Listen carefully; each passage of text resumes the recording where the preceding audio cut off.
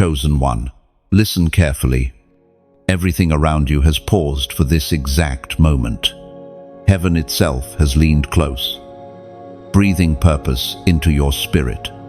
You are not here by mistake. You didn't just stumble across these words. Heaven led you here. This is not coincidence. This is divine appointment. You've felt that stirring deep within your chest, the knowing that you were meant for more, that something inside you cannot settle for an ordinary life. You've tried to silence it, tried to fit into places that could never hold the weight of your calling. But destiny keeps chasing you down. Even now, God whispers through the static of your thoughts. This is bigger than you think. No, every storm you've endured has been sacred training. Every delay, every disappointment was God's classroom. When it looked like nothing was happening, everything was happening in heaven's timing. You were hidden, not forgotten. The very moments that made you cry out, "Why, Lord?"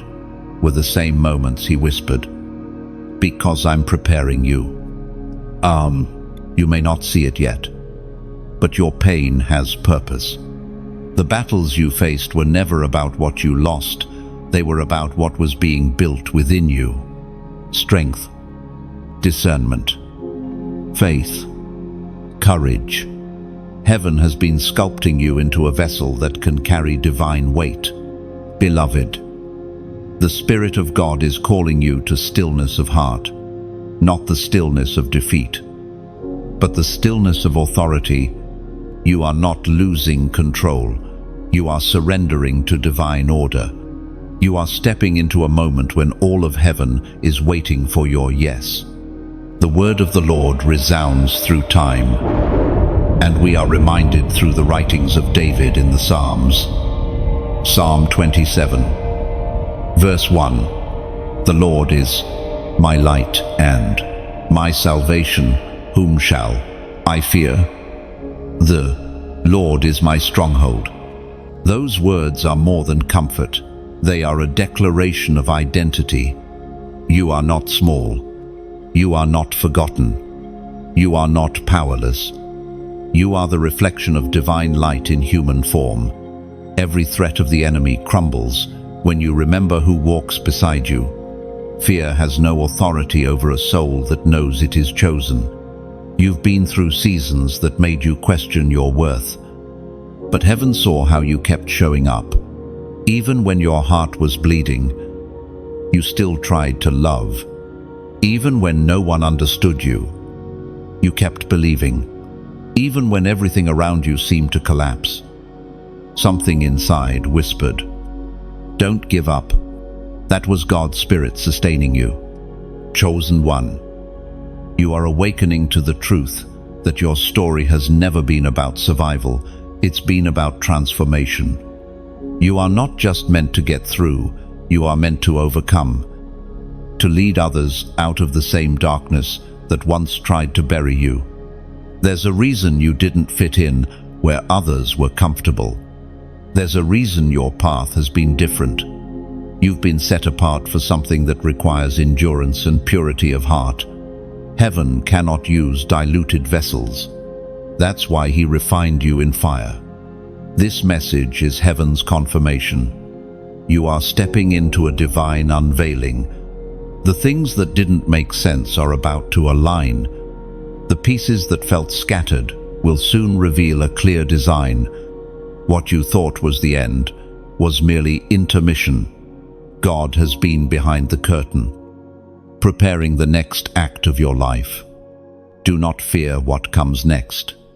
The same God who carried you through the wilderness will guide you into the promise. You are standing at the threshold of something sacred. Take this moment seriously. Feel the weight of glory pressing gently against your chest.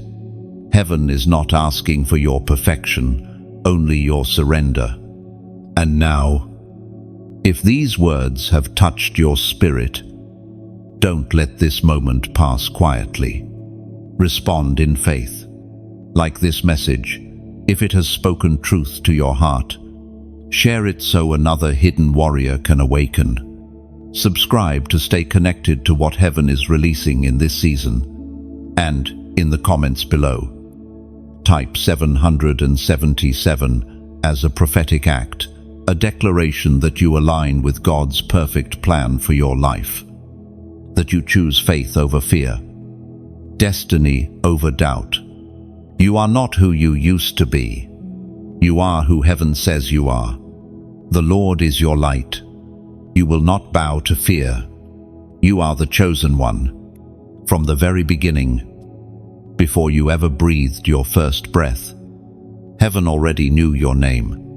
Before your parents dreamed of you, before the world even began to spin, you were written into the divine script. There was a conversation in eternity, and your name was spoken in it. You were marked, appointed, designed for a sacred purpose that would one day collide with time, and that day is now. Chosen one. You must understand this truth. You are not an afterthought. You are not the result of random chance or human decision. You are evidence of God's intentional design. Every part of you, your voice, your mind, your story was crafted to fulfill a heavenly purpose that darkness has tried to keep hidden. You were marked since the beginning. You've carried a sense of difference all your life. While others chased comfort, something in you longed for more. While others settled for what they could see, you hungered for something unseen. That wasn't restlessness, it was calling. The mark of heaven on your spirit has always made it impossible for you to blend in with the crowd. Even when you tried to walk the path of the ordinary, destiny kept whispering. You were made for more. Now, you have survived battles that weren't even yours. You've carried weights you didn't understand. But God saw it all. He allowed certain fires not to destroy you, but to reveal what could not burn. The seasons of isolation, the betrayals, the delays, they were the chisels in His divine hand, shaping the vessel He would use to carry His glory. When heaven marks a person, that mark is not always visible to the world, but the spirit realm recognizes it. Darkness knows who you are, even when you don't. That's why the warfare has been personal. That's why the rejection has been constant. You've been attacked not because you are weak, but because you carry something dangerous to the enemy's kingdom. You are not the wounded one. You are the weapon being forged. Listen, beloved, every time you wondered, "Why me?" heaven answered, "Because I chose you." Every time you thought you were disqualified, God was whispering, "You were set apart. You are not behind. You are right on schedule according to heaven's calendar." The Spirit spoke through the prophet Jeremiah.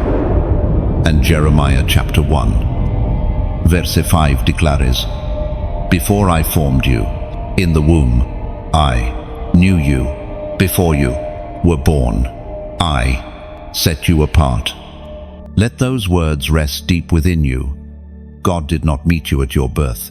He met you in eternity. Before any flaw or failure, before sin or shame. He saw your spirit and called it good. You were chosen before you could ever prove yourself worthy. That's why grace still reaches for you, even when you fall short. Your destiny is older than your mistakes. Every gift within you was strategically placed to serve heaven's purpose on earth. Your compassion is not weakness, it's divine empathy. You've been attacked not because you are weak, but because you carry something dangerous to the enemy's kingdom. You are not the wounded one, you are the weapon being forged. Listen, beloved, every time you wondered, "Why me?" heaven answered, "Because I chose you." Every time you thought you were disqualified, God was whispering, "You were set apart. You are not behind. You are right on schedule according to heaven's calendar.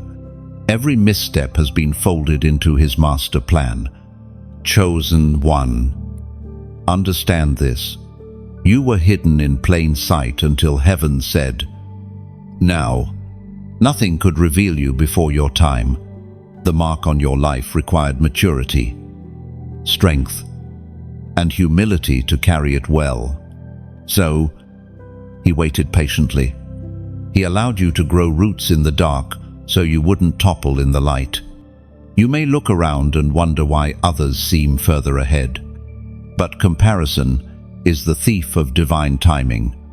Your sensitivity is not a flaw, it's prophetic perception. Even your pain has purpose.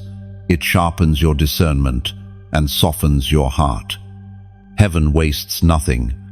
There are moments when you might look back and feel like too much time has been lost, like your chance has passed. But God does not operate by human clocks. He moves in appointed seasons, not random seconds. The path you've walked, even with detours and delays, has been ordered by his hand. Own the mark upon your spirit.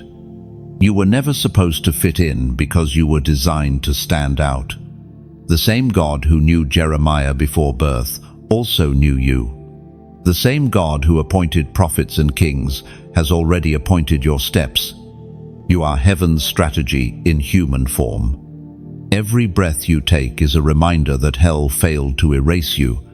You carry generational deliverance in your veins, prophetic fire in your voice, and divine wisdom in your wounds. When you walk into a room, atmosphere shifts, not because of who you are, but because of who walks with you. There were years, chosen one, when heaven was silent. Years when you cried out for answers and none came. You watched others move forward while you remained still. You wondered if God had forgotten your name. But what you called silence was actually strategy. You were not abandoned, you were hidden. The hidden years are the holy years, when God buries his treasure before revealing it to the world. In those seasons of obscurity, you learned the language of heaven, the language of patience, surrender, and trust. You learned how to pray without performance, how to love without recognition, how to keep walking when there was no applause. You became fluent in faith. And even when you didn't see progress, God was constructing the unseen foundation that would carry the weight of your destiny. There is a divine reason why heaven hides those it loves most. Before a king wears his crown, he must first carry a cross. Before a voice echoes across nations, it must learn to whisper in secret. God could not expose you prematurely, for premature exposure destroys purpose. So, he wrapped you in silence, protected you in obscurity, and covered you beneath his shadow until the appointed time. You questioned your worth because you mistook hiding for rejection. But the truth is, you were under divine protection. The isolation was never punishment, it was preservation. God was guarding you from counterfeit opportunities that would have diluted your calling. He was shielding you from voices that could not discern your destiny. You see, beloved, there are seasons when heaven hides you to heal you. You can't pour from a wounded vessel, and God refuses to release a cracked jar into the battle. Every delay has been divine surgery. Every unanswered prayer has been a realignment of your heart with heaven's rhythm. The Spirit of God whispers through the ancient psalmist's words, and Psalm 91, verse 1 declares, "He who dwells in the secret place of the Most High shall abide under the shadow of the Almighty." And that secret place is not a physical location, it is a spiritual position. It is the space between your surrender and God's sovereignty. When you abide there, you are unshakable. You learn that silence does not mean absence, it means intimacy. God is closer in the quiet than he ever was in the noise. Every moment you thought was wasted in hiding has actually been investment. Heaven has been depositing wisdom, endurance, and clarity into your spirit. The wilderness became your classroom. You learned to recognize God's voice, not by volume, but by vibration, the gentle stirring of his presence in your heart. You might have envied those who seemed to progress faster, but what they built in haste, you are building with holiness. What you are carrying requires weight and depth. Shallow roots cannot sustain divine calling. That's why he allowed time to test your motives, to strip you of pride, and to teach you that what matters most is not the platform, but the presence. Beloved, when heaven hides you, it is because you are sacred. Diamonds are formed under pressure, but they are also hidden until polished. Seeds are buried before they bloom, and oil is pressed before it flows. Likewise, your hidden season has been the sacred preparation for your public purpose. Do not despise the quiet years. They are the soil of greatness. What you gain in hiddenness will sustain you in visibility. You will not be shaken by applause because you learned how to stand without it. You will not be destroyed by rejection because you learned to be validated by God alone. And when the time comes, and it is coming, the same God who hid you will reveal you. Not for vanity, but for victory, he will lift you. Not to glorify you, but to showcase his glory through you. The world will call it sudden, but heaven will call it scheduled. So now, let this truth rest in your spirit. The hidden years were holy. They were heaven's gift of refinement. The waiting was not wasted. It was worship. You were never forgotten. You were being formed. And when you step out from the shadows, you'll realize that what you thought was a delay was actually divine alignment. Every unanswered question, every lonely night, every silent tear they were shaping, the voice you will soon carry to generations. If this resonates deep within you, if you've ever felt unseen while knowing you were meant for more, then pause for a moment of agreement. Go to the comments and type, "I am ready." End quote. Write it not as a phrase, but as a prophetic declaration, because when you type those 3 words, you're not just commenting, you're confirming with heaven that you understand. You're saying, "Lord, even in the silence, I trust your process. Even in the hiding, I know you are still working." End quote. You are emerging now. Beloved, not from defeat, but from divine delay. The world is about to see the power that was cultivated in your hidden years. There is a kind of warfare that does not roar, it whispers. It hides in the pauses between seasons, in the quiet spaces between prayers. You know this battle well, the one fought in waiting, the kind that tests not your strength, but your endurance. It is the battle of the soul, where time itself becomes a weapon. You've waited for promises to unfold, waited for doors to open, waited for clarity to come. You've stood at the threshold of miracles and felt the sting of delay. In those moments, you wondered if heaven had gone silent, if perhaps your prayers were too small to be heard. But the truth is far deeper. What feels like waiting is often heaven's way of waging war through you. Beloved chosen one, warfare in the waiting is not about survival, it is about shaping.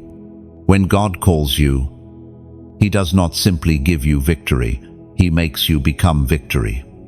Every unanswered prayer, every delayed promise. Every storm that lingered longer than you expected, it was training. The waiting has been your battlefield, and your perseverance, your weapon. There are moments when God could have moved instantly, but he didn't, because he was teaching you to discern his rhythm. The pause between his promise and its manifestation is sacred. It is the space where warriors are formed. Faith becomes muscle there. Patience becomes armor. And trust becomes the sword. You see, chosen one. The enemy is not threatened by the promises you receive.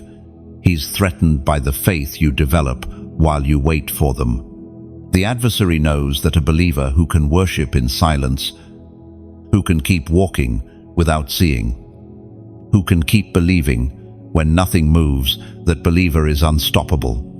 That is why the attacks intensified when you chose faith over frustration. The delay was not a denial, it was divine conditioning. Heaven has been strengthening your roots so that when the winds of fulfillment blow, you will not break under the weight of blessing. The sacred writings of David speak of this process vividly, and Psalm 18, verse 34 declares, "He trains my hands for battle, my arms can bend a bow of bronze." There is divine training in every trial. God has been teaching your hands how to war in the Spirit, how to fight with peace, how to respond with grace, how to endure without bitterness. Your arms, once weary, have become weapons of praise. You have learned that the most powerful warfare is not loud, it is consistent. Think of the moments when you almost gave up, when everything within you screamed to surrender. Yet, something deeper, something ancient rose inside you and whispered, "Keep going." That was heaven's echo. The Holy Spirit himself was interceding through your endurance. Every step forward in faith was a declaration to the darkness. I will not bow. There's beauty in that resilience. Beloved, you've learned to fight differently, not with fists, but with faith. Not by striving, but by surrendering. Waiting has taught you to stop trying to manipulate outcomes and to start resting in the sovereignty of God. The greatest victory is found not in control, but in trust. You may not have realized it, but while you waited, heaven was moving. Angels were aligning detours. Doors were being built for you to walk through. The timing was never off, it was orchestrated. The warfare in the waiting wasn't punishment, it was promotion in disguise. Waiting exposes what you truly believe. It separates those who worship for reward from those who worship because he is worthy. You have learned that even in silence, God speaks, even in delay. God delivers, even in pain. God prepares. Beloved, the fire you've walked through has not consumed you, it has consecrated you. The tears you've shed have not weakened you, they've watered the ground for new life. You are emerging from this season with sharper discernment, deeper faith, and unshakable peace. Heaven is not impressed by speed, it honors endurance. You are one of the few who did not quit in the middle of the test, and that faithfulness, that perseverance, has written your name in the unseen record of the faithful. So now, breathe. You have not been fighting for victory, you have been fighting from victory. The outcome was decided long before the battle began. You have simply been learning how to walk in what is already yours. And when you look back, you will see that the waiting was never empty. It was filled with divine dialogue, whispered promises, and the quiet strengthening of your soul. You were never alone in the war. You were being trained by the commander himself. Chosen one. There is a stirring in the atmosphere. Heaven is moving across the earth, not in thunder or fire, but in the quiet rising of a remnant, a small yet mighty group who have refused to bow to the noise of this world. You are part of that remnant. You are one of the few who still hear the whisper of eternity in a culture that only listens to the sound of applause. The remnant is not made of the proud or the perfect. It is made of the broken who refuse to stay shattered, of those who fell but rose again with purpose in their eyes. You are one of them. You are the seed that grew through concrete, the flame that refused to die in the wind. While others sought comfort, you sought calling. While many traded conviction for convenience, you clung to truth like a lifeline. Heaven smiles on you. Chosen one. You are the quiet answer to prayers spoken long ago by those who came before you. Generations have cried out for renewal, and you are part of that divine answer. The remnant does not need a crown to know its worth. It walks in humility, carrying light in fragile hands, aware that power is perfected in weakness. The words of Jesus himself speak to this very moment. And Matthew chapter 22, verse 14 declares, "For many are called, but few are chosen." No, these words are both invitation and reminder. Many hear the call of heaven, but few respond with their whole lives. You have heard, and you have answered. You've chosen to walk a narrow road when the wide one seemed easier. You've chosen truth when lies looked more comfortable. You've chosen to carry light even when the darkness mocked you for it. That's what separates the chosen from the crowd. And yet, being part of the remnant is not about superiority, it's about stewardship.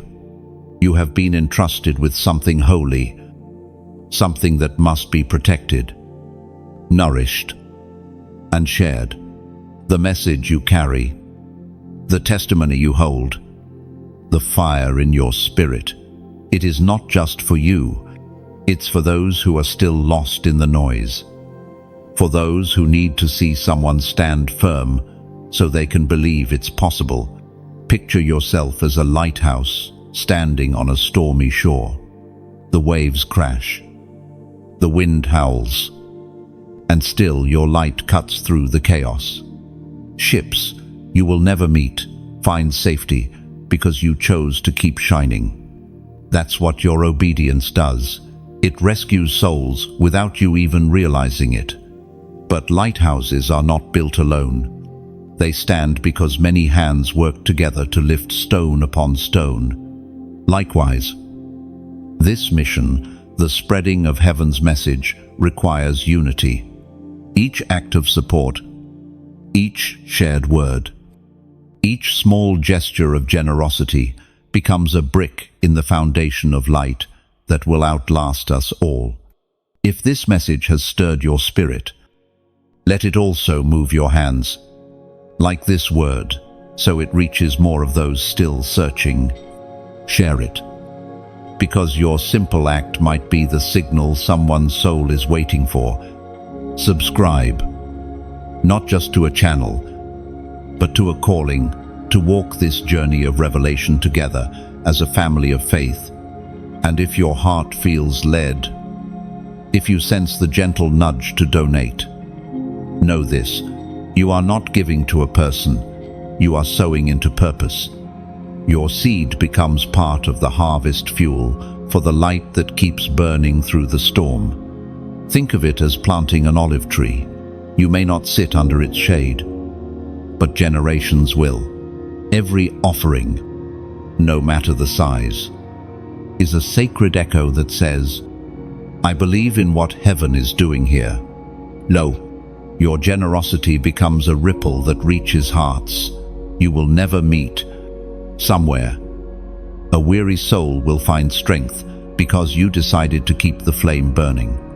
Somewhere, a message will reach the broken because you chose to partner with heaven. You are part of something much larger than yourself. The remnant is rising not to be seen, but to be heard in spirit. It's a quiet army, clothed not in armor of metal, but in humility, kindness, and faith. You are that army. You are heaven's whisper wrapped in human form. Beloved, never forget this. You are not standing alone on this mountain. Around you stands a multitude of others, warriors, prophets, intercessors, each carrying light, each fighting for truth, each believing for revival.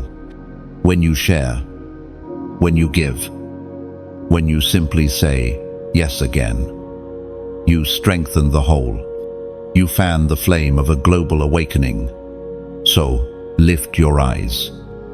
Chosen one, the remnant is rising, and you are part of its heartbeat. The world may never understand the depth of what you carry, but heaven does. Keep shining, keep believing, keep building, because this is not the end of something small, it is the beginning of something eternal. Chosen one. Now, the veil begins to lift. The time that once felt wasted suddenly starts to make sense.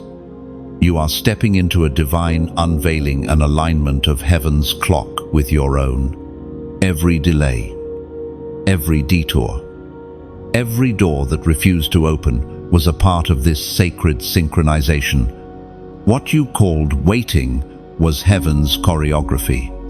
What you called lost time was God's hidden timing at work. For years, you asked, when? Lord, you questioned if you'd missed your moment. But timing in heaven is never early, never late, always perfect. What God begins, He finishes. And what He promises, He performs. You've been walking through divine preparation, not punishment. Heaven has been adjusting the pace of your life so that when the moment comes, you'll have the character to sustain what's coming. There are seasons when God withholds what you want most, not because He is cruel, but because He is kind. His delays are protective walls, not punishments. He doesn't just give gifts, He grows guardians who can handle them. Some doors remained closed because the blessings behind them required stronger hands, clear vision, and a heart free from distraction. And now, those qualities are taking form within you.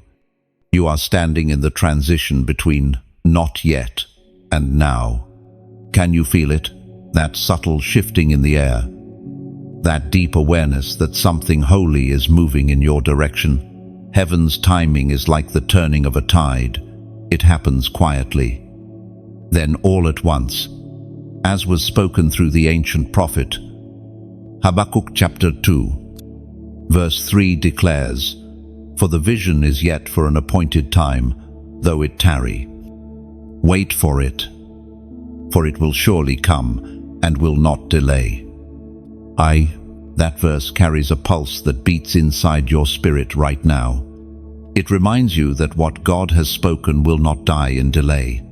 His promises have an appointment with your future, and heaven never misses a meeting. Even when you thought time had betrayed you, time itself was being trained to serve your destiny. The moments you thought were wasted have been folded into a masterpiece of divine precision. God was not withholding your breakthrough. He was aligning every moving piece so that when it happens, it will be undeniable that only He could have done it. Think of it like a symphony. Beloved, each instrument has its part, but none can begin before the conductor lifts his hand. You have been waiting for heaven's signal, and now, the hand of the divine conductor rises. The sound that follows will be glorious. You've been prepared for this hour.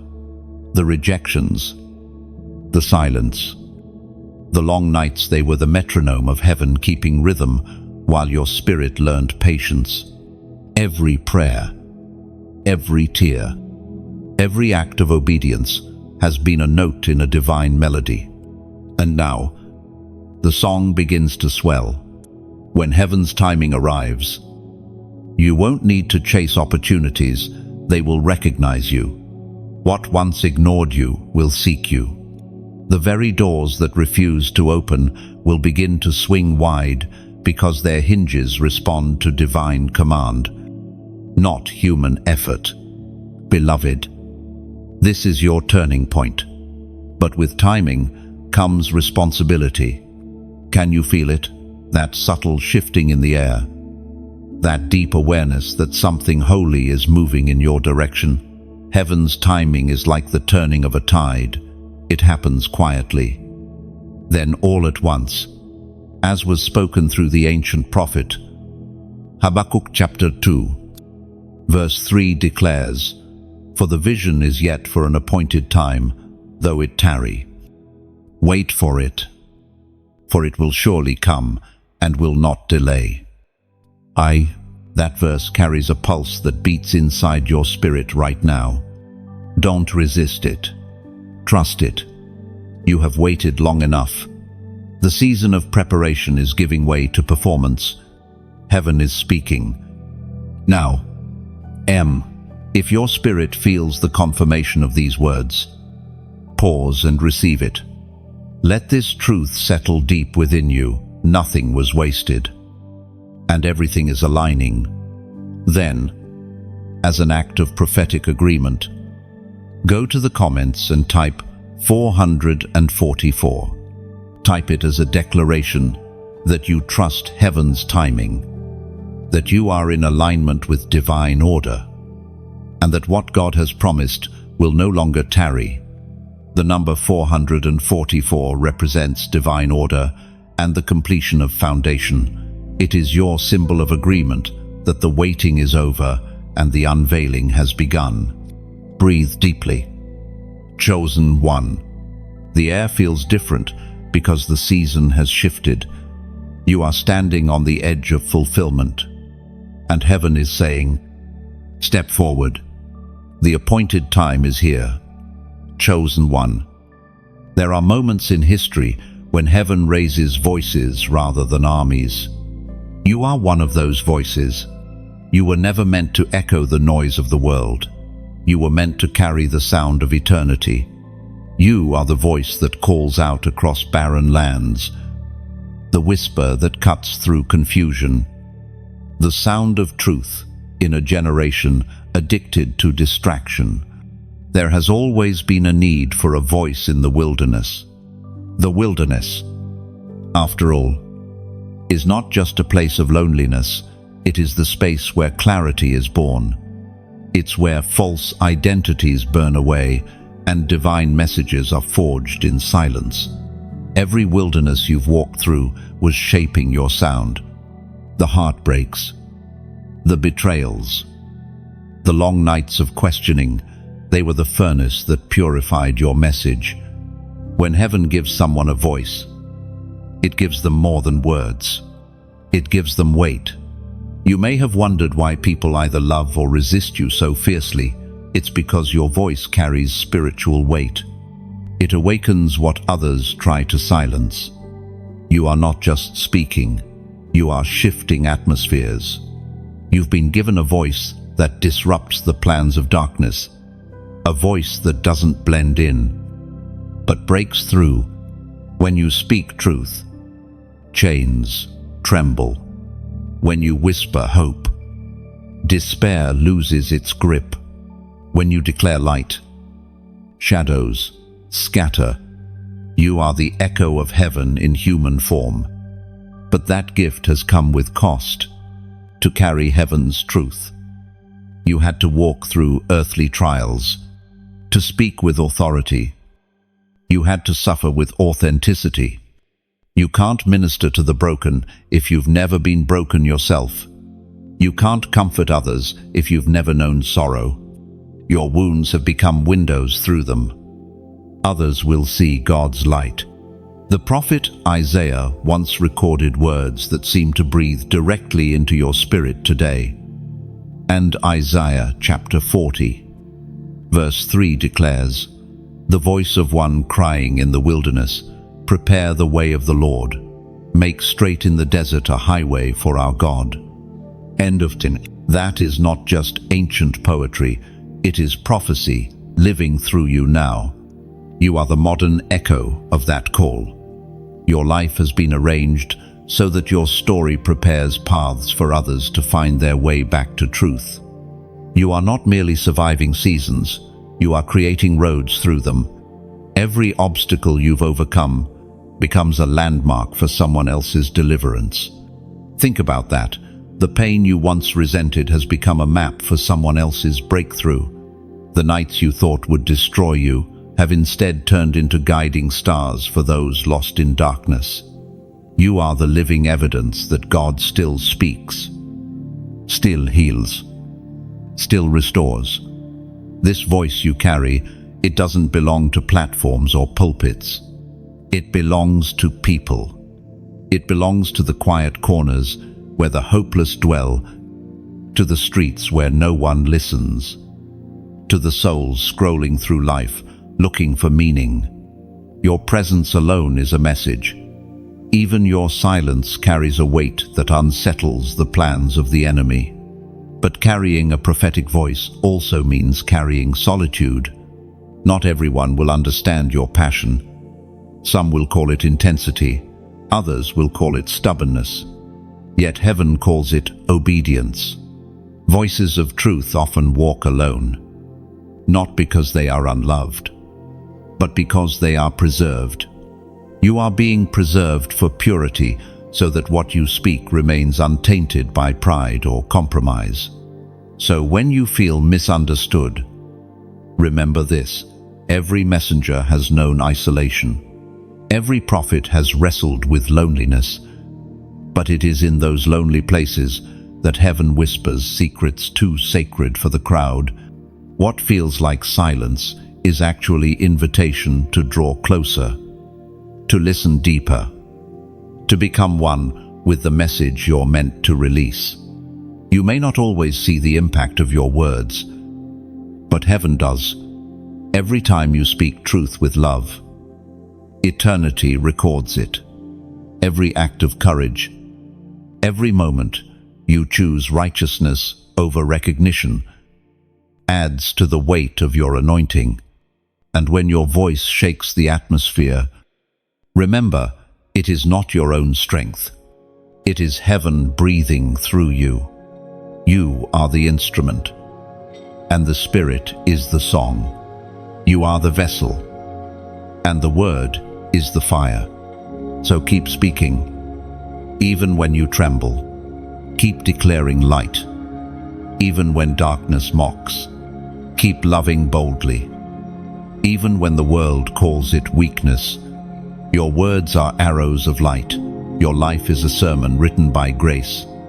You are the voice in the wilderness of this generation, calling the lost back home. Your obedience is building a highway for heaven to move upon the earth. And when the world grows darker, your sound will grow stronger. For the light within you was not born of this world, it was breathed from eternity itself. Chosen one. Sometimes heaven's refining feels like heartbreak. You've known betrayal, not once, but more times than you can count. People you trusted, people you prayed for, people you believed would walk with you through the fire. Some of them turned away, others turned against you.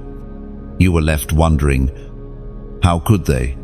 But heaven whispers softly, it was necessary. And to one, betrayal is a strange teacher. It enters without warning, cuts deeply, and leaves you standing in a silence that seems unbearable. Yet in that silence, God speaks the loudest. The hands that hurt you became the chisels that shaped you. The voices that slandered you became the wind that carried you higher. Every loss was divine subtraction, removing what could not carry the next chapter of your calling. You see, not all separation is rejection. Sometimes it is holy protection. God heard conversations you didn't, saw motives you couldn't, and decided to shield you before you understood why. The pain was real. Yes, but so was his purpose. Heaven's love is not always gentle. Sometimes it's surgical. He cut away attachments that were quietly poisoning your destiny. You were never meant to carry everyone with you. Some people were chapters, not the whole book. Some were seasonal scaffolds useful for building, but not meant to remain once the structure was strong. It hurts when scaffolds walk away, but it's proof that the foundation is ready to stand on its own. Think of betrayal as fire. It doesn't just burn, it purifies. It separates what is genuine from what is counterfeit. It exposes what cannot withstand truth. When you walked through that fire, you thought you were losing everything, but you were actually gaining clarity. You now see people for who they are, not through bitterness, but through discernment. That is the gift of betrayal. Even Christ himself walked through it. He was betrayed by one he called friend, kissed by deceit, denied by love that grew afraid. Yet even in that heartbreak, purpose moved forward. The cross was not delayed by betrayal, it was delivered through it. And so it is with you. The betrayal that broke your heart was the doorway that broke your limitation. The psalmist once wrote words that echo in the bones of every chosen soul. And Psalm 41, verse 9 declares, "Even my close friend, whom I trusted, who ate my bread, has lifted his heel against me." Lo, those words were written centuries ago, but they still breathe truth today. They remind you that being chosen does not exempt you from pain, it transforms it. God never promised you a path free from betrayal. He promised you victory through it. When those you loved walked away, heaven stepped closer. When familiar voices turned silent, the divine voice grew louder. You learned to lean not on people, but on presence. You learned that love is still possible, even after trust has been broken, because divine love flows through you. Not just to you, there is a sacred power in forgiving those who betrayed you. Forgiveness is not weakness, it is freedom. It releases your spirit from the grip of bitterness and allows God to handle what you cannot. Forgiveness says, "I refuse to let this pain define me. I choose to let it refine me." And so you did. You kept walking. You kept believing. You kept loving, even when it hurt. That, beloved, is proof of divine maturity.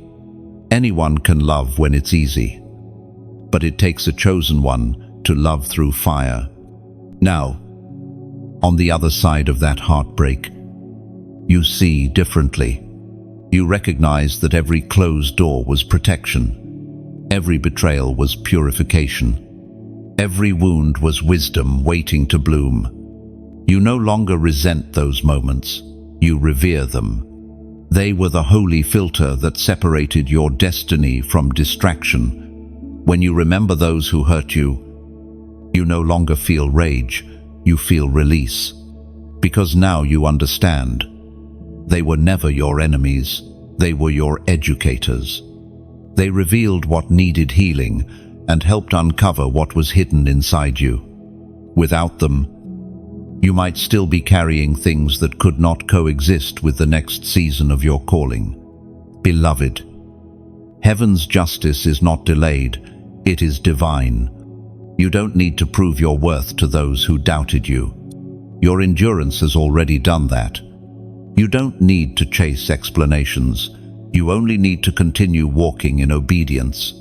God will vindicate you in His timing. And when He does, It won't look like revenge. It will look like peace. So stand tall. Chosen one. The fire did not destroy you, it refined you. The betrayal did not bury you, it birthed a stronger, wiser version of you. You have learned what few ever learn, that sometimes God's greatest gifts come wrapped in pain. And now, you carry within you a depth that only the betrayed can understand and only the healed can express. Chosen one. Some blessings come gently, like rain.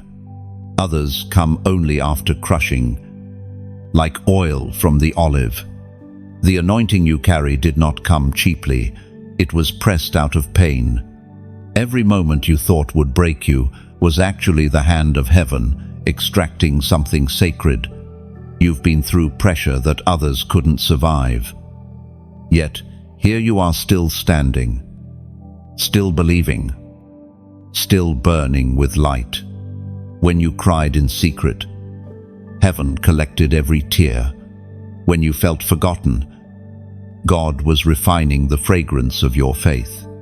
You see, the anointing does not fall, it flows, and flow requires breaking. The olive must be pressed before oil can run. Likewise, you were pressed until everything false within you was crushed, leaving only what was pure. At times, you begged God to remove the pressure, but He whispered, "I'm not hurting you, I'm shaping you." The breaking made you beautiful in ways comfort never could. Pain taught you compassion. Disappointment taught you depth. And endurance taught you strength. Every time you were crushed, more oil flowed. And that oil, your wisdom, your empathy, your grace is what will heal others. This is why the warfare around your life has been relentless. Darkness fears your anointing. Hell doesn't attack what? Doesn't threaten it. The weight you've carried has been the measure of your impact. You were targeted not because you are weak, but because you are dangerous to the kingdom of darkness. But even in the middle of the pressure, heaven was never silent. The apostles' words still echo through your story. And 2 Corinthians chapter 4, verses 8 and 9 declare, "We are hard, pressed on every side, but not crushed, persecuted, but not destroyed." That scripture is not just comfort, it's confirmation. It declares what your life already proves. That pressure cannot destroy purpose. The more you were pressed, the more your anointing increased. Every wound became an opening for glory to flow through. Beloved, you are walking evidence that pain can be holy. You are proof that oil can come from ashes, that beauty can rise from breaking. The anointing upon your life is not a reward, it's a responsibility. It exists so others can taste healing through your words, your presence, your endurance. You carry heaven's remedy in human form. But understand this truth: the anointing demands humility. Oil flows downward. It never rises in pride. The more you humble yourself, the stronger it pours. You cannot carry this level of grace and still cling to bitterness or fear.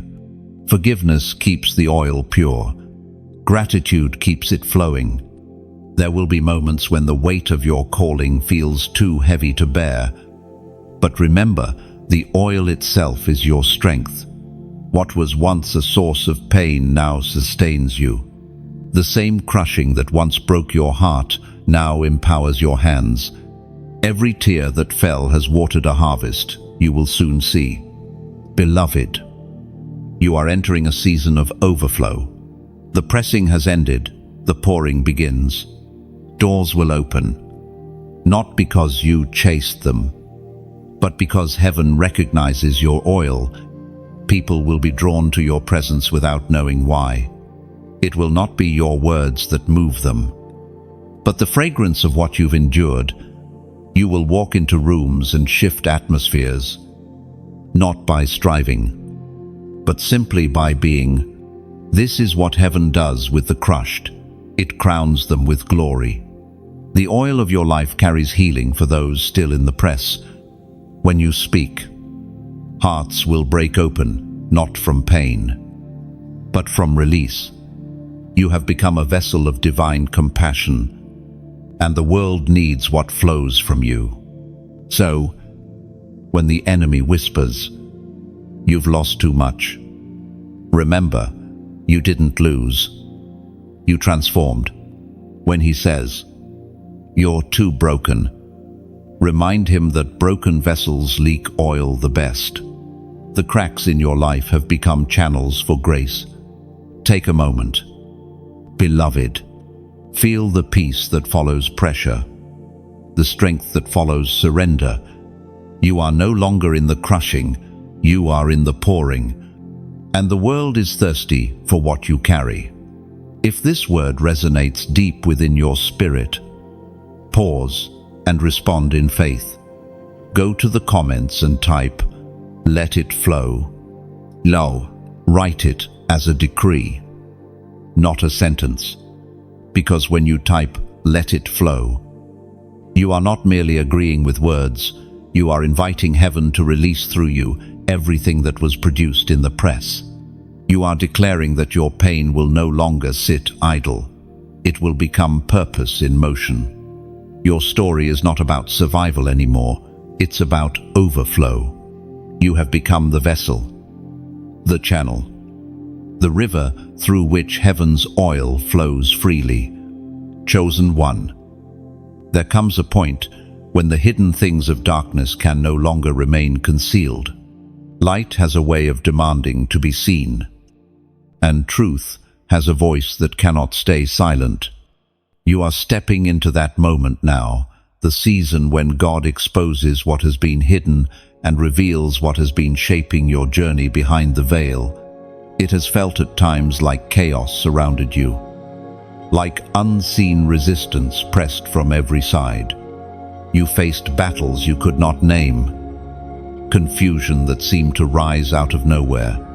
But this was not random, it was spiritual. The unseen war has always been about your awakening. The enemy was afraid of what would happen when you saw clearly, because clarity is a kind of freedom, and once you see, you cannot unsee. Darkness survives only in secrecy. It thrives in shadows, in confusion, in delay. But heaven has been slowly turning on the lights in your life. Every false relationship, every deceptive opportunity, every hidden motive, it's all coming to the surface. God is not exposing to embarrass you, He's exposing to empower you. He's removing what hides so you can finally see the truth of who you are and what you carry.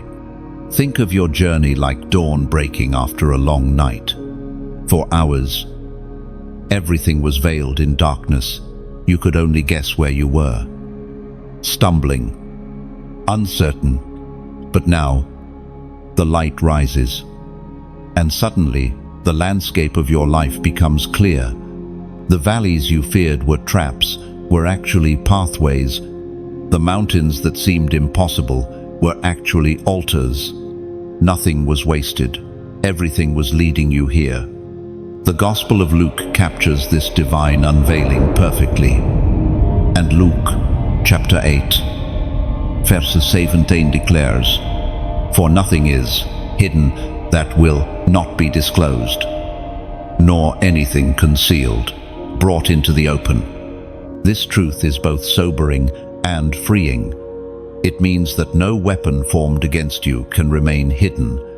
Every lie spoken in darkness will be answered by light. Every unseen scheme will collapse beneath divine exposure. And in that light, your path will finally make sense. Beloved, you are not fighting the dark, you are becoming the dawn. When the sun rises, It doesn't argue with shadows. It simply shines, and darkness disappears. You don't need to wrestle with every attack, every misunderstanding. You just need to keep walking in the light. The glow of truth will expose what doesn't belong. And as you walk, remember, light is meant to be shared. What God reveals to you isn't just for your healing, it's for the freedom of others still trapped in confusion. You are called to be a torchbearer, someone who carries revelation into the places others fear to go. Every time you speak truth with love, you strike a match in someone else's darkness.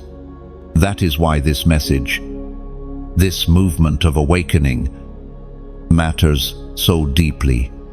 You are not just receiving words, you are helping build a wave of light that reaches the weary, the hidden, the forgotten, and light multiplies through unity.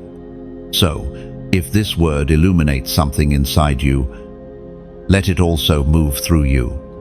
Like this message as an act of witness, each click is another candle lit in the vastness.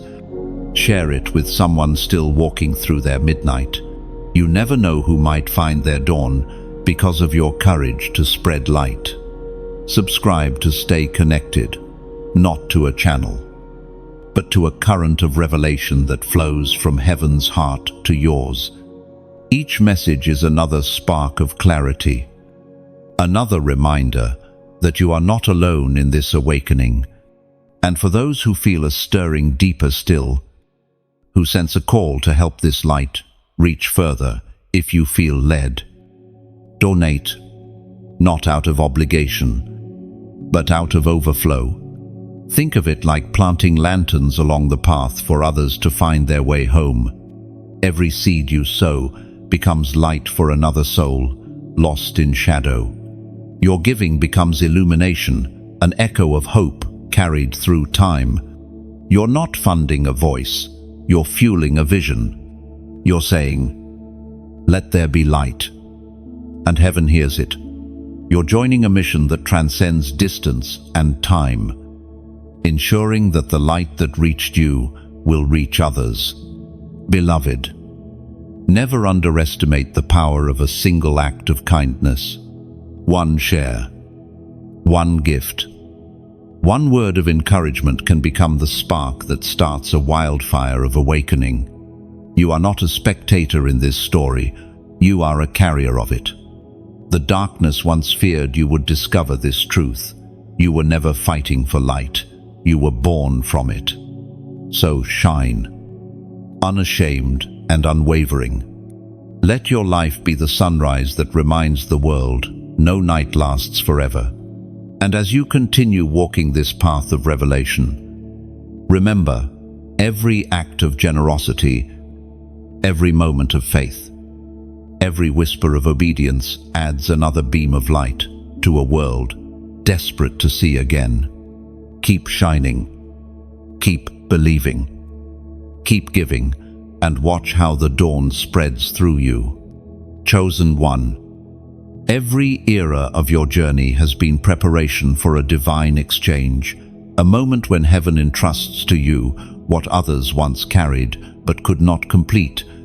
You are stepping into the season of mantle transfer, the sacred inheritance of spiritual authority passed from one vessel to another. Mantles are not made of fabric, they are woven from obedience, from fire, from the weight of surrendered hearts. A mantle is not something you seek, it seeks you when you are ready. It rests only on those who have proven through trial that they will not run from the cost of calling you have walked through, refining that few could endure. There were times you didn't understand why God stripped away the familiar, why He took you off paths that seemed promising. Yet all of it was preparation for this moment, the mantle exchange. Before God can place new authority upon you, He must remove the garments of your former season. When Elijah's time came to ascend, the prophet Elisha stood ready, eyes fixed, heart steady. He had served, listened, learned. He had followed the old prophet through the quiet villages and the roaring rivers.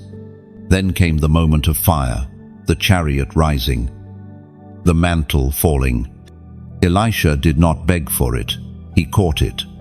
And with that mantle came double portion, double vision, double responsibility. The ancient text records this transfer vividly, and 2 Kings chapter 2, verse 13 declares, "And Elijah's mantle fell from him, and Elisha took it up." No, that moment wasn't just historical, it's prophetic. The same pattern repeats across generations. When one season ends, another begins. When one vessel finishes its course, heaven looks for the next willing heart. And now, beloved, heaven's eyes are upon you. You are not inheriting someone else's story, you are carrying forward heaven's unfinished assignment. The prayers of those who came before you are finding their fulfillment through your obedience. Every act of faith you walk in now completes a circle that began long before your birth. But mantles are heavy. They demand integrity and humility.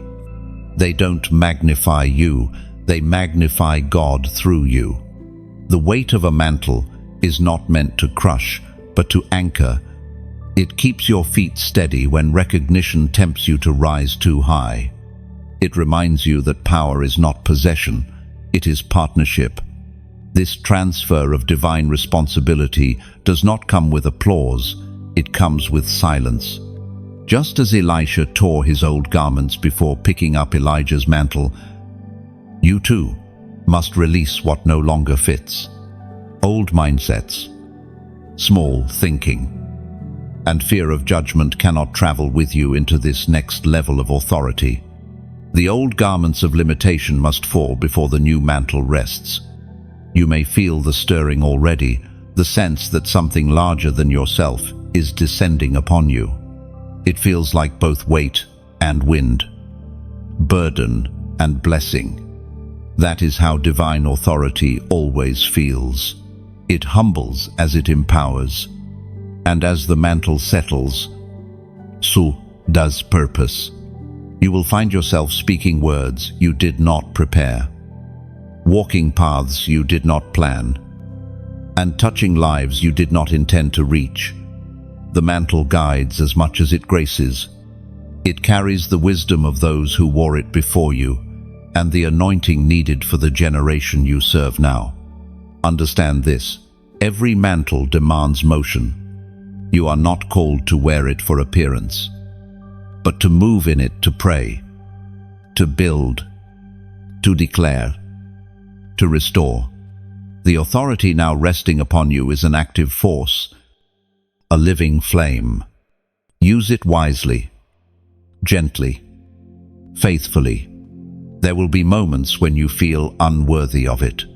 That's when heaven whispers, "You were never chosen because of perfection, you were chosen because of willingness." That humility will guard you. The same God who gave you the mantle will teach you how to bear it. So walk forward, beloved. Step with reverence. You are not walking alone. You carry generations of prayers on your shoulders. You are the continuation of a story written by fire and sealed by faith. The mantle has fallen, and you have taken it up. Heaven recognizes you now as one entrusted with sacred authority. Let the weight remind you of your calling, and let the wind remind you of His presence. The exchange is complete. The mission begins anew. Chosen one. As the mantle settles upon your shoulders, heaven calls you to remembrance. Before you can step fully into what is ahead, you must return, if only for a moment, to the place where it all began. To the altar of your first yes. To the covenant you whispered in secret when no one else believed in you. When all you had was faith and a flicker of hope. The Father is calling you back to that sacred simplicity, to remember not what you promised to do, but what you promised to be, because before the miracles, before the revelation, before the journey unfolded, you and heaven made a vow.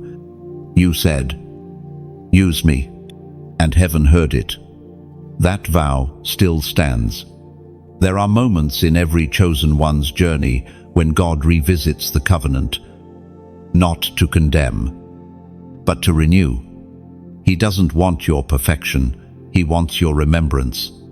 He's reminding you of who you were when you first believed, before disappointment clouded your clarity, before pain tried to rewrite your purpose. He's calling you back to the innocence of your yes. The sacred text echoes that same reminder through time, and Ecclesiastes chapter 12, verse 1 declares, "Remember your Creator in the days of your youth, before the days of trouble come and the years approach, when you will say, 'I find no pleasure in them.'" End of dash. This verse is not about age, it's about heart posture. Youth, in the language of heaven, means uncorrupted belief. It means loving without conditions, trusting without calculation, worshipping without fear. God is calling you back to that posture, not because you have drifted away, but because He is preparing to pour more, and He cannot fill a vessel that has forgotten how to wonder. The covenant was never about performance. It was always about intimacy. You may have grown in wisdom, but heaven still treasures your childlike faith. The same fire that burned in your early days, the one that kept you awake with holy restlessness, is about to reignite. But this time, it will burn with maturity. It will not consume you, it will commission you. Beloved, this is not nostalgia. This is renewal. You are being called to remember the promise you made when no one else was watching, the vow you whispered through tears, the words you spoke in desperation that became the seeds of destiny. Heaven took those words seriously. And now, it asks that you do the same. When God calls you to remembrance, He is not dragging you backward, He is aligning you forward. He is reawakening the purity of your first devotion so that the next outpouring will not be polluted by doubt. This is covenant maintenance, spiritual realignment for divine expansion. You might feel a gentle tug in your spirit as you read this. That's the sound of heaven turning pages, bringing you back to the chapter where you said, "Here I am, Lord." And just like before, heaven is waiting for your answer. Don't be afraid to recommit. You haven't missed your chance. The covenant is not broken, it's simply being renewed. Every stumble along the way has only deepened your understanding of grace. The first yes was filled with zeal.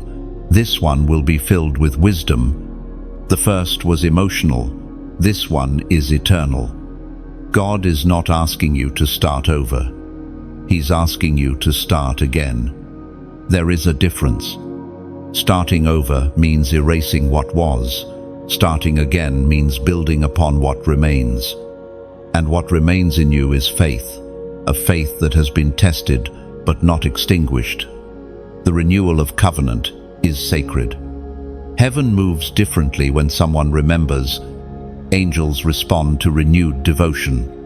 Old promises begin to breathe again. The path that seemed closed suddenly clears.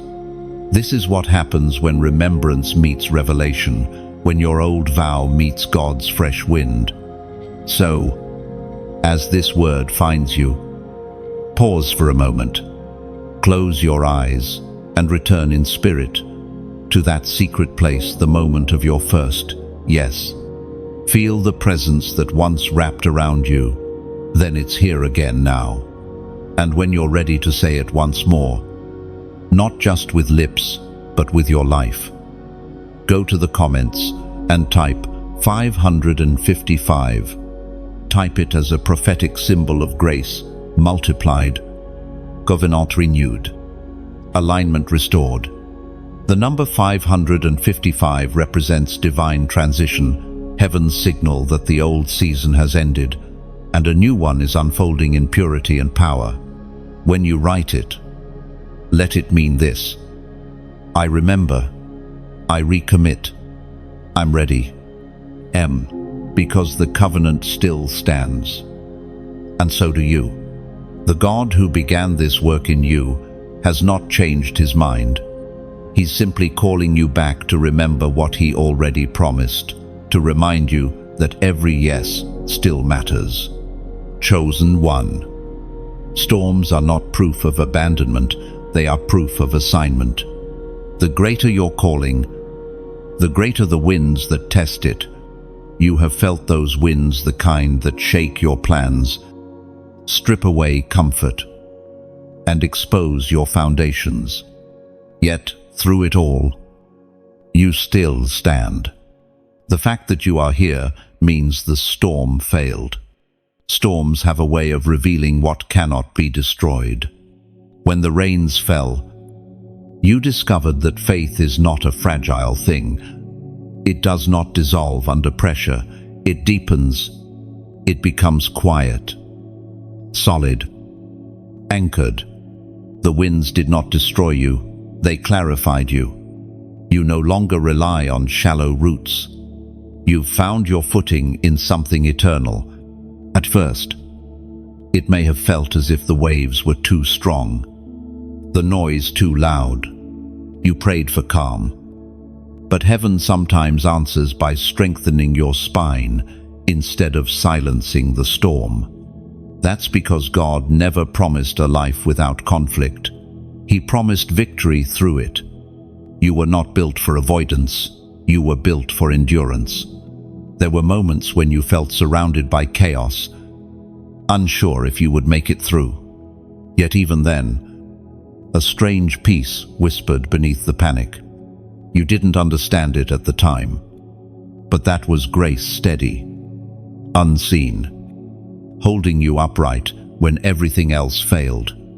The storm did not take you out because God was in it with you. There is a reason Jesus slept during the tempest. The disciples saw danger. He saw destiny. What they feared was the very water that would carry them to the next shore. Likewise, what threatened to drown you was actually the same force that transported you to your next level of faith. When you faced betrayal, when health failed, when doors slammed shut, those weren't signs of God's distance. They were signals of his nearness. He allowed the storm to teach you what sermons could not. That peace is not the absence of struggle, but the presence of the unshakable. The voice of Jesus still speaks across the centuries. And Matthew chapter 7, verse 25 declares, "The rain came down, the streams rose, and the winds blew and beat against that house, yet it did not fall, because it had its foundation on the rock." That verse is your testimony. You are the house that still stands. You are the structure the storm couldn't break. The rain revealed your resilience. The wind exposed your strength. And the floods unveiled the solidity of your foundation. Every trial, every loss, every disappointment carved depth into your spirit. You learned that survival is not about strength alone. It's about surrender. You stopped trying to control the storm and started trusting the one who commands it. You discovered that even chaos obeys his voice. The beauty of storms is that they clean as much as they shake. They wash away what was loose, remove what was dead, and leave behind what is alive. The storm stripped away pretenses and forced you to see what truly matters. You emerged lighter, clearer, stronger. What you once called loss was really liberation. And now, when new storms come, you don't panic. You remember. You remember how he carried you before, how he steadied you when your knees gave out. You remember how every gust that meant to destroy you only deepened your dependence on his strength. Memory has become your anchor, experience, your shield. You've learned to stand even when you can't see the shore, to worship while the winds rage, to trust even when thunder drowns your thoughts. That is maturity, the unshaken peace that comes from knowing the one who rules the waves. Beloved, you are not a victim of storms, you are a vessel shaped by them. There is a reason Jesus slept during the tempest. The disciples saw danger, he saw destiny. What they feared was the very water that would carry them to the next shore. Likewise, what threatened to drown you was actually the same force that transported you to your next level of faith. When you faced betrayal, when health failed, when doors slammed shut, those weren't signs of God's distance. They were signals of his nearness. The waves that once terrified you now recognize your authority. You no longer run from rain, you walk through it with quiet confidence, knowing that after every storm comes clearer skies and purified air. The storm has become your sanctuary. The place of testing has become the place of testimony. You can now look at the chaos and say, "Even this serves me," because it does. Every gust of wind has propelled you closer to purpose. Every drop of rain has watered the soil of destiny. Chosen one. Have you noticed how time itself seems to move differently now?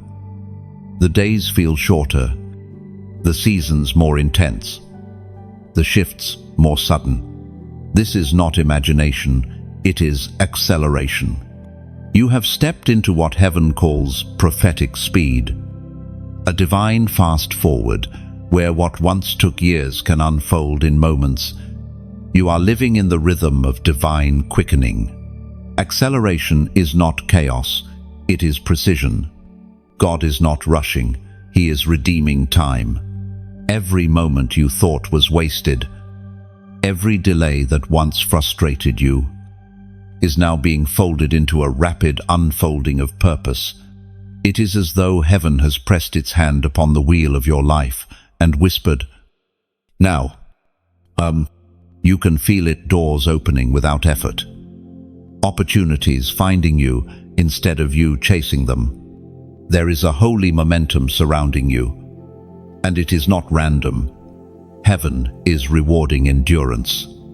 You waited well, and now the pace shifts. The season of preparation has matured into manifestation. This acceleration doesn't mean your process is bypassed, it means your obedience has reached full measure. Every act of faith you made in the dark has stored momentum in the unseen. And now, those stored moments are converging into one divine flow. Heaven is compressing what would normally take years into days because you are ready to handle the weight of fulfillment. The prophet Isaiah recorded this sacred promise, and Isaiah chapter 60, verse 22 declares, "I, the Lord, will hasten it in its time." All that means what seemed slow before will suddenly move swiftly in its time. Heaven's calendar is never late, but when the moment comes, it moves like lightning. God's hand doesn't shake, it shifts. And that shift changes everything. You may have felt that the pace of your life was erratic periods of silence, followed by bursts of change. But that's how acceleration works. First, stillness. Then, speed. The seed grows slowly underground before breaking through the soil and leaping toward the sun. Your quiet years were the root stage. Your present season is the bloom. Acceleration is the reward of alignment. When your spirit, heart, and purpose come into unity with heaven's plan, resistance falls away. You no longer have to force things, they begin to flow. That flow is not coincidence, it's confirmation. God is redeeming the years you thought were lost. He's multiplying the fruit of your obedience. But acceleration also requires awareness. You cannot cling to the pace of the past while stepping into the promise of the present. You must be sensitive to the new rhythm, alert to divine cues. Some things will unfold so quickly they'll feel surreal. But don't let surprise become hesitation. Move with grace, not with panic. You were built for this. Think of an eagle riding the wind. It does not flap harder. When the current rises, it simply spreads its wings and lets the wind carry it higher. That's how prophetic acceleration works. You no longer strive, you surrender. The Spirit becomes your wind, and your obedience becomes your wings. In this season, expect rapid connections, relationships divinely appointed for your assignment. Expect sudden clarity, answers to questions that lingered for years. Expect doors that open without effort, and opportunities that seem to find you before you knock. These are not accidents. They are evidence that heaven's timeline has merged with yours. Yet even as things speed up, peace must remain your compass. The acceleration of heaven is not frantic, it is fluid.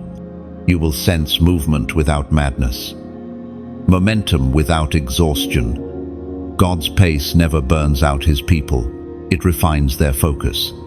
God is redeeming the years you thought were lost. He's multiplying the fruit of your obedience. But acceleration also requires awareness. You cannot cling to the pace of the past while stepping into the promise of the present. You must be sensitive to the new rhythm, alert to divine cues.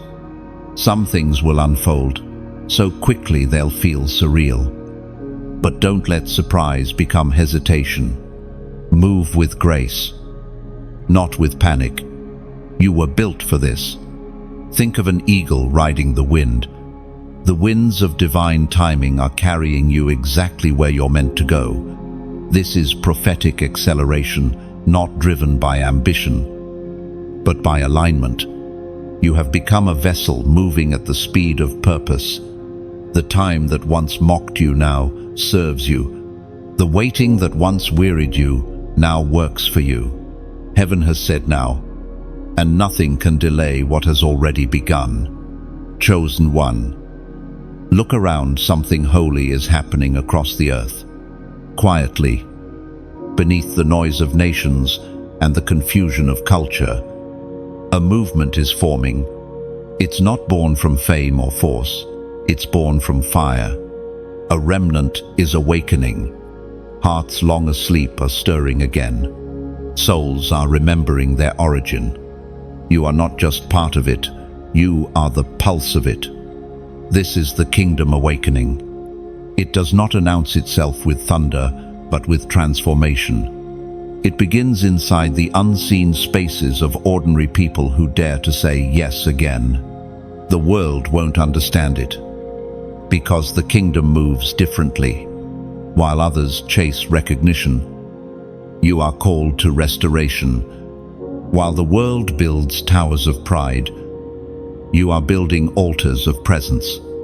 Heaven is weaving you into a tapestry of light, threads of different colors, stories, and scars coming together to form one divine image. You may feel small, but your light is not. One candle may seem insignificant until darkness surrounds it. Then it becomes everything. And when thousands of candles gather, night itself must retreat. That is what's happening right now. The chosen ones, scattered across nations, are beginning to burn at once. The prophet's words still echo across time. And Isaiah chapter 60, verse 1 declares, "Arise, shine, for your light has come, and the glory of the Lord rises upon you. That is not just a verse, it's a command, a commissioning. Heaven is saying, it's your time to rise. You've hidden long enough. You've been refined, purified, and prepared. Now, the light that was forged in your wilderness is meant to be revealed. You are not just surviving seasons, you are shaping them. This awakening isn't confined to pulpits or churches. It's happening in workplaces, classrooms, online spaces, living rooms, wherever truth is spoken, wherever kindness overcomes cruelty, wherever grace chooses mercy. There the kingdom expands. Every small act of faith becomes a spark that ignites change.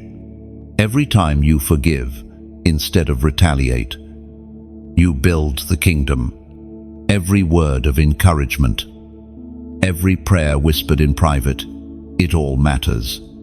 You, beloved, are part of heaven's architecture. The awakening needs your voice, your vision, your story. There's someone waiting to find hope through your obedience. The words you think are too small might be the ones that save a life. The generosity you think is unnoticed may be the very offering that keeps another light burning. That's why this space exists, not as entertainment, but as an altar. Every message here is a torch passed from heart to heart, keeping the flame alive. And if this message reaches you, if it awakens something within, then let it move through you, like this message, not for numbers, but as an act of agreement. It's your way of saying, I am part of this light. Share it. Because your simple gesture might be the spark that reaches someone standing on the edge of surrender.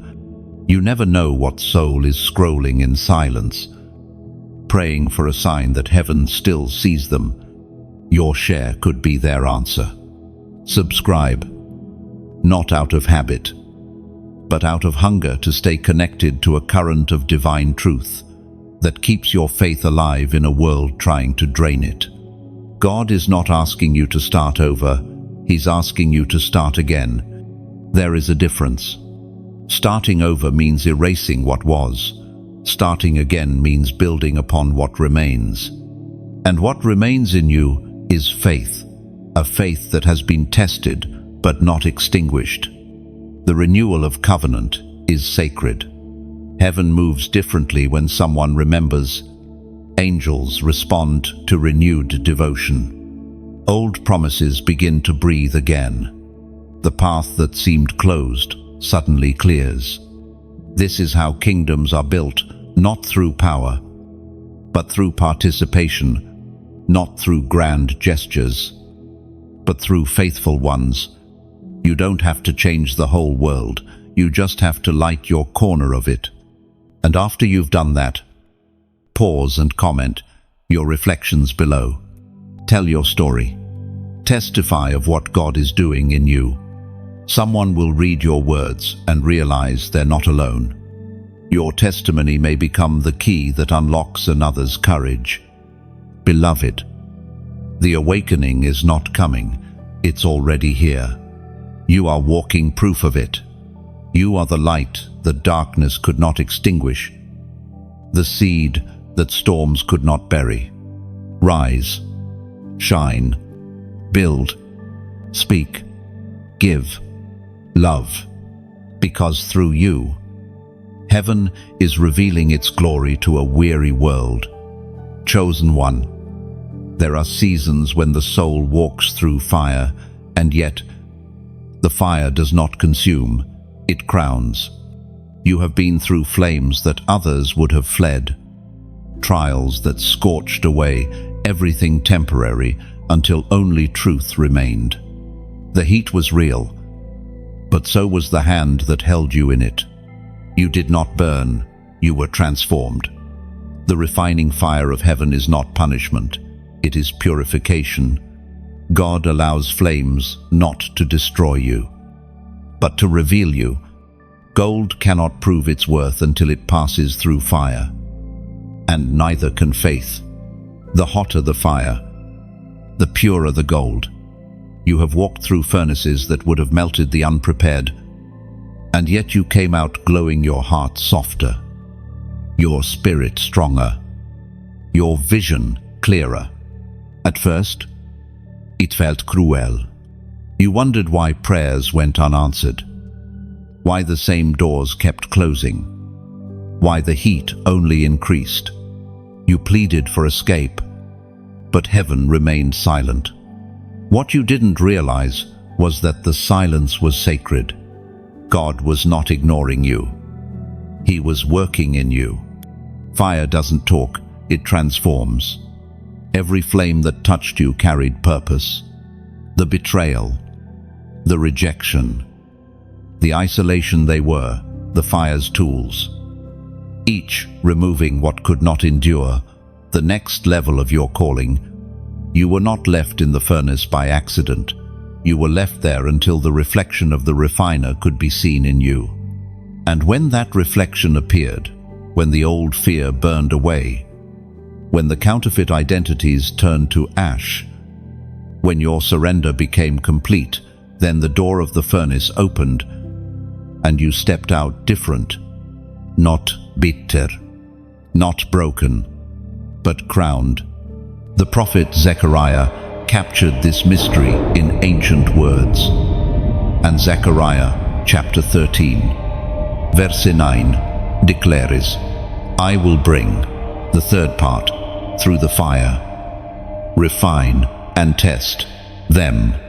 I will answer. That verse describes your story perfectly. The calling, the testing, the refining, and the answering. You have passed through the furnace of transformation, and heaven recognizes the sound of your voice now. It is not the cry of fear anymore. It is the song of fire-born faith. The crown you wear now is not made of gold or jewels. It is forged from endurance, lined with wisdom, and set with the stones of perseverance. It is invisible to the world, but radiant to heaven. Every time you refused to give up, another gem was added. Every time you forgave, another sparkle was born. The fire that tried to consume you ended up adorning you. You have become like the burning bush Moses saw on fire, yet not consumed. Your life now burns with divine purpose. When people look at you, they see evidence that God still walks in the midst of human flame. They may not understand how you survived what you did, but that is precisely the point. You were never meant to survive by strength. You were meant to shine by grace. Fire has a way of simplifying things. It removes the unnecessary, leaving only what is eternal. After the flames, your desires are puree. You no longer chase approval. You seek authenticity. You no longer fear loss. You value presence. You no longer need everything to make sense. You trust the one who holds the mystery. Beloved, you are crowned in fire because you were faithful in the furnace. The same flames that once frightened you have now become your glory. And this crown, this fire-forged authority, carries a fragrance that the world cannot imitate. It is the scent of surrender, the aroma of someone who walked through heat and found holiness. You've reached a place few ever do, a place where pain no longer provokes panic but praise. When new trials come, you no longer ask, "Why me?" Instead, you whisper, "Refine me." You've learned that the presence of fire is not a threat, it's a sign that heaven is near. Now, wherever you go, that fire goes with you. It flickers in your words, glows in your kindness, blazes in your conviction. You carry the warmth of hope in a cold world. and the light of truth in dark places. The fire that once burned you now burns through you. Do not fear its intensity, embrace it. Fire is part of your identity now. You are no longer fragile clay, you are tempered vessel, holy instrument, chosen flame.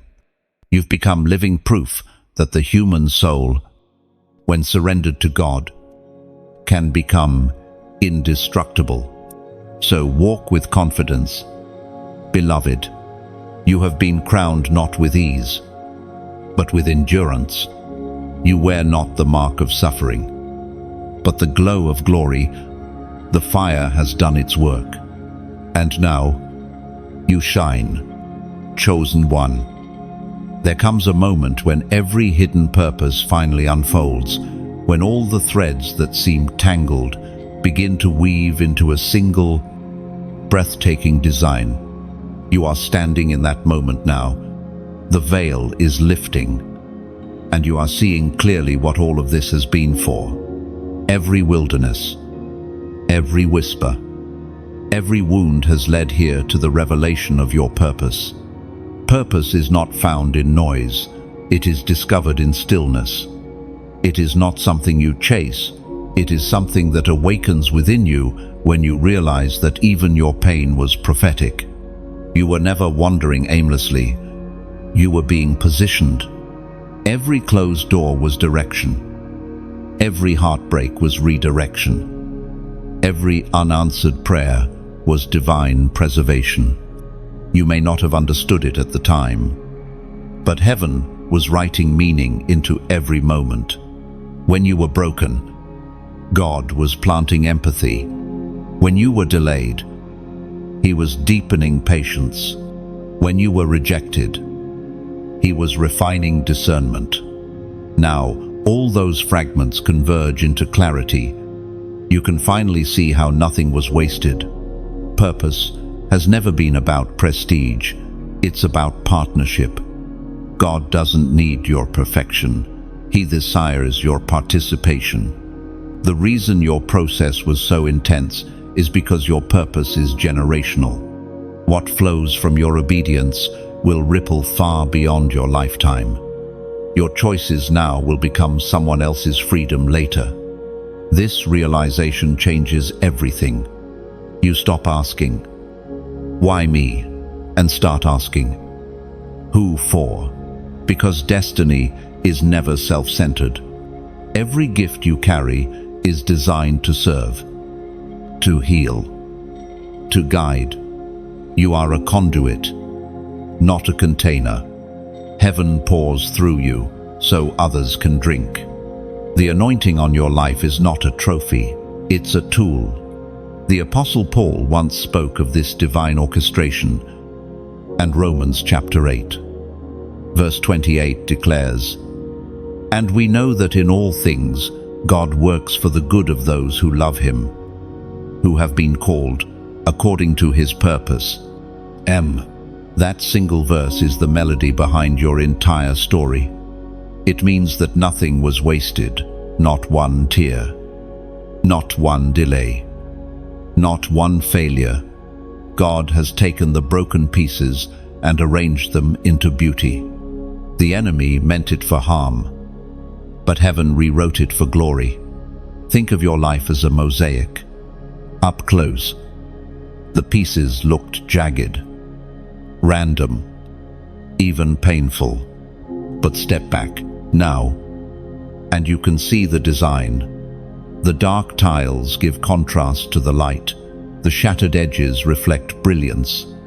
Every fragment that once cut you now contributes to the image of grace you carry. You are not a collection of mistakes. You are a masterpiece of redemption. Your purpose is not limited to a single calling or career. It is the essence of who you are when you walk in alignment with heaven's heartbeat. Some will fulfill it through words, others through service, others through simple acts of love that ripple across eternity. You fulfill it every time you choose light over bitterness, peace over pride, faith over fear. Beloved, understand this sacred truth. Purpose is not achieved, it is revealed. You don't have to strive for it. It has been pursuing you since the beginning. The same God who wove you in your mother's womb also wove your mission into your spirit. That's why you've always felt a pull, a holy restlessness, a knowing that you were meant for something beyond survival. And now, that knowing is no longer vague. It is vision. You are beginning to see the path ahead. Not because it has changed, but because you have. You are walking lighter, seeing clearer, hearing deeper. You are ready to move, not by reaction, but by revelation. This is the awakening of divine purpose, the moment when destiny and decision finally meet. You will look back and realize that even in the silence, God was speaking. Even in the pain, He was shaping. Even in the waiting, He was working. Your purpose, beloved, is not just to exist, it is to embody hope. You are living proof that redemption is real, that grace still finds the fallen, that light still rises from ashes. Your story is a message wrapped in skin, a sermon written by survival, a testimony inked in tears. And from this day forward, you will live differently. You will speak from wholeness, not from hurt. You will give without fear, lead without pride, love without restraint. The world will not just hear what you say, they will feel who you've become. Because in the end, this was never just about you. It was about what God could do through you. You were chosen to carry purpose that outlives your lifetime, to plant seeds that will bloom in generations you'll never meet. The revelation is complete. The pieces align. You understand now. Everything that happened was necessary, and nothing was wasted. You are not emerging from the fire empty. You are emerging crowned, commissioned, and clear. You, beloved, are God's living purpose made visible, and your time to walk in that purpose is now. Chosen one. If these words have found a home in your spirit, let them not end here. You've walked through revelation, through fire, through remembrance, and emerged radiant. This is not goodbye, this is a beginning. The same voice that called you to rise will keep guiding your steps from this moment forward. Heaven has marked you, and the journey continues beyond the final line. If this message has stirred something inside you, don't keep it silent. Like this word, so that others searching in the dark might see its light. Share it with someone whose spirit needs reminding that they, too, are chosen and not forgotten. Your simple act may be the spark that ignites another soul's awakening. Comment your reflections below. Your story matters. When you speak, others find courage to speak too. And subscribe so that you can continue walking this path of purpose, light, and divine alignment with a family of faith that grows brighter together. You are not alone. Beloved, you are part of a rising generation of light bearers. Keep shining, keep believing, and keep building. Heaven has spoken, and the world is about to feel your glow.